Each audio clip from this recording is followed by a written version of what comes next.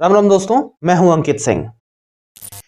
एक समय ऐसा आया था जब लग रहा था कि सारी विपक्षी पार्टियां, जो बीजेपी के विपक्षी पार्टी हैं, एक साथ में मिल करके बीजेपी को फेंक देंगी, मतलब बर्बाद कर देंगी, 2024 में हरा देंगी। ऐसा माहौल बनाया जा रहा था और ऐसा माहौल बन भी रहा था कि सभी मिल करके और इस बीजेपी पार्टी को हरा दें, चाहे वो केजरीवाल हो या चाहे वो ममता बनर्जी हो, समाजवादी पार्टी के हों या फिर कोई भी। बहुत सारे लोग एक ही साथ मिल रहे थे। मैं बात कर रहा हूं इंडिया अलायंस की, ठीक है।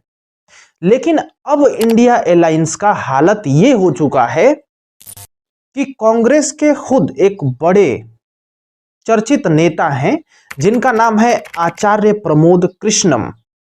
वो कह रहे हैं कि अब तो इंडिया अलायंस का अंतिम संस्कार हो चुका है।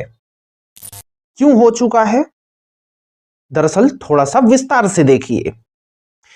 एक समय ऐसा आया था जब इंडिया अलायंस बनाई जा रही थी।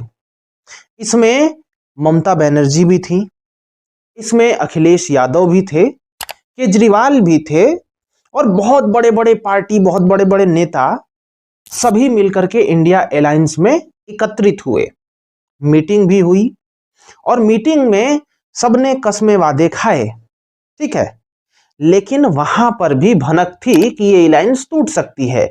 लेकिन फिर भी सभी लोग एक ही साथ मिले और बोले कि हमें मोदी को हराना है, बीजेपी को हराना है, क्योंकि बीजेपी तो भाई बहुत ऊपर चला गया है, अकेले की बस की बात नहीं है। देश ने कहा ठीक है भाई, देखते हैं अलायंस। अभी झटका दे दिए हैं नीतीश कुमार, जो इंडिया अलायंस के एक प्रमुख चेहरा माना जाते थे। इंडिया अलायंस का सृजनकर्ता भी बोल सकते हैं नीतीश कुमार को, जो कि अपोजिशन में थे, गठबंधन में थे बिहार में। लेकिन अब नीतीश कुमार बीजेपी में ही शामिल हो गए। आचार्य प्रमोद कृष्णम कहते हैं कि हमारी जो पार्टी है ना, वो बहुत दिलदार है। मतलब हमारे नेता जो कि बीजेपी में जाकर के मिले, कुछ उदाहरण भी दिए, जैसे कि एक आध दो नाम मैं बताता हूं।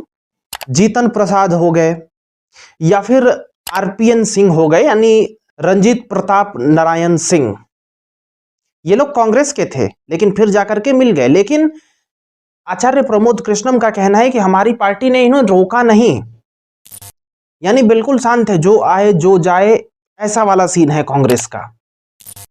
तो अब इंडिया अलायंस का कुछ नहीं हो सकता है, इसका अंतिम संस्कार हो गया है। 2024 में जिस अलायंस के थ्रू विपक्ष सोच रहा था कि हम मोदी को हरा पाएंगे, अब शायद ही कुछ चमत्कार हो जाए तो हो जाए, नहीं तो अब कुछ भी नहीं होने वाला, ऐसा प्रतीत हो रहा है। इंडिया अलायंस भी गई, क्योंकि अब रहा ही कौन। बंगाल में भी ठीक ठाक नई बात चल रही है इंडिया अलायंस वालों से, मतलब कांग्रेसों से। ऊपर से सपा में भी ठीक ठाक नहीं चल रही है। और रही बात केजरीवाल से, तो इंडिया अलायंस जब गठित हो रही थी तभी भी केजरीवाल और इसमें भुन-भुन चल रही थी। यानी कह सकते हैं कि 2024 में बीजेपी के अलावा कोई है ही नहीं है, कोई भी नहीं है। और बीजेपी ने तो बड़ा बड़ा मुद्दा सॉल्व किया है, तो इस पे तो वोट लेगी ही लेगी और उसे देने वाले भी बहुत होंगे। आप इंडिया अलायंस को लेकर के क्या सोचते हो? क्या ये कामयाब होगा? मेरे अनुसार तो नहीं होने वाला है। शायद ही कोई चमत्कार हो जाए तो हो सकता है, अदरवाइज मुझे नहीं लगता, क्योंकि अब काफी समय कम बचा है और कांग्रेस को छोड़ करके बीजेपी को लोग ज्वाइन कर रहे हैं। अन्य पार्टियों को छोड़ करके चर्चित चेहरे निकल करके बीजेपी को ज्वाइन कर रहे हैं। तो अगर आपको कुछ पॉलिसीज के बारे में बोलना है कांग्रेस के, कि क्या पॉलिसीज की वजह से ये लोग ज्वाइन कर रहे हैं बीजेपी, या फिर कुछ भी बोलना है, कमेंट सेक्शन में आप बोल सकते हो खुल करके। हम भी आपका विचार देखना चाहेंगे और जुड़े रहिए हमारे साथ। राम राम, मैं हूं अंकित सिंह, मिलते हैं।